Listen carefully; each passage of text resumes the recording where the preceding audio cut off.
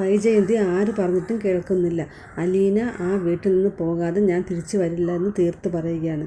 അപ്പോൾ അലീന പറയുന്നു, മാഡം വിഷമിക്കേണ്ട, ഞാൻ പോകാമെന്ന് ഞാൻ പറഞ്ഞല്ലോ, ഒരു 4-5 ദിവസം കഴിയുമ്പോൾ ഞാൻ പൊയ്ക്കോളാം എന്ന് പറഞ്ഞു. ഇത് നീ കുറേ നാളുകൊണ്ട് പറയുകയല്ലേ, എനിക്ക് നിന്നെ വിശ്വാസമില്ല എന്നിപ്പോൾ അലീന പറയുകയാണ്. ഇത് നേരത്തെ പറഞ്ഞതുപോലെയൊന്നും അല്ല, അന്നത്തെ സാഹചര്യമല്ലല്ലോ ഇന്നത്തെ, ഞാൻ ഇനി ആരുടെ അനുവാദത്തിന് കാത്തു നിൽക്കുന്നില്ല, ഞാൻ എന്തായാലും പൊയ്ക്കോളാം എന്ന് പറഞ്ഞു. അപ്പോൾ വൈജയന്തി പറയുകയാണ്, ഒരു 4-5 ദിവസമല്ലേ, ശരി, അത് നീ പോയിട്ട് ശേഷം ഞാൻ തിരിച്ചു വരാം, ഞാൻ ഇത്രയും നാൾ ക്ഷമിച്ചല്ലോ, ഇനി ഒരു 4-5 ദിവസം കൂടി ക്ഷമിക്കാൻ എനിക്ക് കുഴപ്പമില്ല, പക്ഷെ നീ പോയതിന് ശേഷം മാത്രമേ ഞാൻ തിരിച്ചു വരികയുള്ളൂ എന്ന് പറഞ്ഞപ്പോൾ അലീന പറഞ്ഞു, വേണ്ട മാഡം, ഇപ്പോൾ തന്നെ തിരിച്ചു വരണം, വേണ്ട, നിൻ്റെ സൂത്രമൊന്നും എൻ്റെ അടുത്ത് നടക്കില്ല, നീ ഇതുപോലെ കുറേ തവണ പറഞ്ഞത് തന്നെയാണ്, എന്തായാലും നീ പോവാതെ ഞാൻ വരില്ല, നീ ഞാനും കൂടി ഒരുമിച്ച് ഇനി ആ വീട്ടിൽ 1 മണിക്കൂർ പോകാൻ തികച്ചുണ്ടായിരിക്കാൻ ഞാൻ ആഗ്രഹിക്കുന്നില്ല, നീ പോയാൽ മാത്രമേ ഞാൻ വരുള്ളൂ.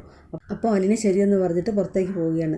രോഹിത്തും ഭവതിയൊക്കെ എത്ര പറഞ്ഞു നോക്കിയിട്ടും വൈജയന്തി സമ്മതിക്കുന്നില്ലായിരുന്നു. പിന്നെ എല്ലാവരും പുറത്തേക്ക് വന്നു. എല്ലാവരും കൂടി സെറ്റിയിൽ അങ്ങനെ വിഷമിച്ചിരിക്കുമ്പോൾ മനു അടുത്തേക്ക് വന്നിട്ട് ചോദിക്കുകയാണ്, എന്താണ് നിങ്ങളുടെ തീരുമാനം? അപ്പോൾ രോഹിത്ത് പറഞ്ഞു, ഞങ്ങൾ എന്തായാലും തിരിച്ചു പോവുകയാണ് മനുവേട്ട, അമ്മയോട് എത്ര പറഞ്ഞിട്ടും കാര്യമില്ല, ഒരു രക്ഷയില്ല, അതുകൊണ്ട് നമ്മൾ തിരികെ പോവുകയാണ്.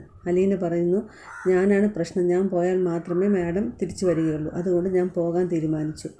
ഇവർ സംസാരിച്ചു കൊണ്ടിരുന്നപ്പോൾ ശിവേട്ട അങ്ങോട്ട് വന്നു. എന്തായി മക്കളെ നിങ്ങളുടെ തീരുമാനം എന്ന് ചോദിച്ചപ്പോൾ എല്ലാവരും കൂടി പറഞ്ഞു, ഞങ്ങൾ പോവുകയാണെങ്കിലേ നിങ്ങളെ വെറുതെ മുഷിപ്പിക്കാമെന്നല്ലാതെ വേറെ പ്രയോജനമൊന്നുമില്ല. ശിവേട്ട അലീനോട് പറയുകയാണ്, നീ ഇങ്ങോട്ട് വന്നത് തന്നെ വൈജയ്ക്ക് ഇഷ്ടപ്പെട്ടില്ല, നീ വരണ്ടായിരുന്നു. അപ്പോൾ അലീന പറഞ്ഞു, ഞാൻ വരാതിരുന്നെങ്കിലും മാഡം തിരിച്ചു വരില്ലല്ലോ, അത് ഉറപ്പല്ലേ എന്ന് മനു പറഞ്ഞു. അലീന പറയുകയാണ്, എൻ്റെ ആഗ്രഹമായിരുന്നു എൻ്റെ കൂടപ്പിറപ്പുകളോടൊപ്പം ഈ വീട്ടിലേക്ക് വരികയും ഒരു ദിവസമെങ്കിലും അവരെപ്പോലെ ഇവിടെ ജീവിക്കുകയും ചെയ്യുക എന്നുള്ളത്. എനിക്കതിനുള്ള അവകാശമില്ലേ? ഞാനിവിടെ വേലക്കാരിയായിട്ട് വന്നവളല്ലേ, ഞാൻ അങ്ങനെ വരേണ്ടവളായിരുന്നോ എന്നൊക്കെ ചോദിച്ചപ്പോൾ ശിവേട്ടന് ഉത്തരമില്ലാതെ നിൽക്കുകയാണ്. എൻ്റെ ഒരു ആഗ്രഹം ഞാൻ പറഞ്ഞു തന്നേ ഉള്ളൂ, അതുകൊണ്ടാണ് ഞാൻ വന്നത്. ഇനി ഞാൻ എന്തായാലും തിരിച്ചു പോകും. എനിക്ക് പോകാൻ ഇഷ്ടമുണ്ടായിട്ടല്ല, മാഡത്തിന് വേണ്ടി മാത്രം, മാഡം തിരിച്ചു വരാൻ വേണ്ടി മാത്രമാണ് ഞാൻ പോകുന്നത്. ശിവേട്ടൻ ഒരു മറുപടിയും പറയാതെ അകത്തേക്ക് കയറി പോവുകയാണ്. അങ്ങനെ അവരെല്ലാവരും കൂടി തിരിച്ചു പോകാൻ റെഡിയായി. കാറിലിരിക്കുമ്പോഴും അലീനയ്ക്ക് നല്ല വിഷമമുണ്ട്, പോയ കാര്യം നടന്നില്ലല്ലോ എന്ന് പറഞ്ഞപ്പോൾ ഭവിത പറഞ്ഞു, അമ്മയുടെ തറവാട്ടിലേക്കല്ലേ നമ്മൾ പോയത്, നമ്മളെല്ലാവരും കണ്ടു, നമ്മൾ തിരിച്ചു വന്നു, അതിനിപ്പോൾ വിഷമിക്കേണ്ട കാര്യമില്ലെന്ന് പറഞ്ഞു. ബാലചന്ദ്രൻ മേനോൻ ചിരിച്ചുകൊണ്ട് ഇവരെ സ്വീകരിക്കുകയാണ്. എല്ലാവരും പോയ പോലെ തിരിച്ചു വന്നുവല്ലേ, നിങ്ങൾ പോകാൻ പോയപ്പോഴേ ഞാൻ പറഞ്ഞതല്ലേ ഇതൊന്നും നടക്കില്ല, നിൻ്റെ അമ്മ തിരിച്ചു വരികയില്ല എന്ന് ഞാൻ പറഞ്ഞതല്ലേ, അപ്പോൾ നിങ്ങൾക്കല്ലായിരുന്നു ഒടുക്കത്തെ കോൺഫിഡൻസ്. അപ്പോൾ അലീന പറയുന്നത്, എന്തായാലും അച്ഛൻ ഞങ്ങൾ ശ്രമിച്ചില്ല എന്ന് പറയില്ലല്ലോ, അമ്മ വരാത്തതിൽ അച്ഛന് ഒരു വിഷമമില്ല എന്ന് ചോദിച്ചപ്പോൾ ബാലചന്ദ്രൻ മേനോൻ പറയുകയാണ്, എനിക്ക് ഒരു വിഷമവുമില്ല, സന്തോഷമേ ഉള്ളൂ, അവൾ വരാത്തതാണ് നല്ലത്, അത്രയും ഈ വീട്ടിൽ സമാധാനം ഉണ്ടാകും. അപ്പോൾ അലീന പറഞ്ഞു, അങ്ങനെ ഒരു സമാധാനം നല്ലതല്ലല്ലോ, അതിന് അധികകാലം ആയുസ്സുണ്ടാകില്ല എന്ന് പറഞ്ഞിട്ട് അലീന അകത്തേക്ക് കയറിപ്പോയി.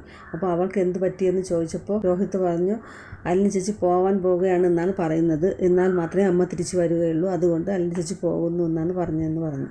അലീന കുളിച്ചിട്ടിറങ്ങിയപ്പോൾ രോഹിത്ത് മുറിയിലേക്ക് കയറി വന്നു. എന്നിട്ട് ചോദിക്കുകയാണ്, അലീന ചേച്ചി എനിക്കൊരു കാര്യം ചോദിക്കാനുണ്ട്, ഞാൻ നേരത്തെ ചോദിക്കണമെന്ന് വിചാരിച്ചതാണ്, അപ്പോൾ നമ്മൾ അച്ഛനെ കണ്ടപ്പോൾ അച്ഛനോട് അലീന ചേച്ചി പറഞ്ഞില്ലേ, അലീന ചേച്ചിയുടെ അച്ഛനും അമ്മയും ആരാണെന്ന് എനിക്കറിയാം എന്നൊക്കെ പറഞ്ഞില്ലേ, ബാലചന്ദ്രൻ മേനോനല്ല എൻ്റെ അച്ഛനെന്നും പറഞ്ഞു, അത് അലീന ചേച്ചി ഓർക്കാതെ പറഞ്ഞതല്ല എന്നറിയാം, അതെന്താണ് അങ്ങനെ പറഞ്ഞത്, അപ്പോൾ അച്ഛൻ്റെ മകളല്ലേ അലീന ചേച്ചി എന്ന് ചോദിച്ചു. അപ്പോൾ അലീന പറഞ്ഞു, അല്ല, ബാലചന്ദ്രൻ മേനോനല്ല എൻ്റെ അച്ഛനെന്ന് പറഞ്ഞു. അച്ഛൻ്റെ മകളാണെന്നാണല്ലോ ഇവിടെ എല്ലാവരും പറയുന്നത്, ഒരു ആംഗ്ലോ ഇന്ത്യൻ സ്ത്രീയിൽ ജനിച്ച മകളാണ് എന്നൊക്കെ പറയുന്നുണ്ടല്ലോ, അങ്ങനെയാണല്ലോ ഇപ്പോൾ ഇവിടെ എല്ലാവരും പറയുന്ന കഥ. അതൊക്കെ അച്ഛൻ വെറുതെ ഉണ്ടാക്കിയതാണ്, എന്നെയും അച്ഛനെയും കുറിച്ച് ആൾക്കാരെല്ലാവരും ഓരോന്ന് പറയുന്നുണ്ടായിരുന്നില്ലേ, അപ്പോൾ അതിനെ ഒഴിവാക്കാൻ വേണ്ടി അച്ഛൻ പറഞ്ഞതാണ് ഞാൻ അച്ഛൻ്റെ മകളാണെന്ന്. അച്ഛൻ്റെ മകളാണെന്ന് പറയുമ്പോൾ ഞങ്ങളെക്കുറിച്ച് ഇനി ആരും അശ്ലീലോ ഒന്നും പറയില്ലല്ലോ എന്ന് പറഞ്ഞു. രോഹിത്തിനൊന്നും മനസ്സിലാവുന്നില്ല. രോഹിത്ത് പറയുകയാണ്, അലീന ചേച്ചി എൻ്റെ സ്വന്തം ചേച്ചിയാണെന്നാണ് ഞാൻ വിചാരിച്ചിരുന്നത് എന്ന് പറഞ്ഞു. അപ്പോൾ അലീന പറയുകയാണ്, നീ വിശ്വസിക്കുന്നത് കറക്റ്റ് തന്നെയാണ്, ഞാൻ നിൻ്റെ സ്വന്തം ചേച്ചി തന്നെയാണ്, നമ്മൾ തമ്മിൽ രക്തബന്ധമുണ്ട്, അതും ശരിയാണ്, പക്ഷേ ബാലചന്ദ്രൻ മേനോനല്ല എൻ്റെ അച്ഛൻ.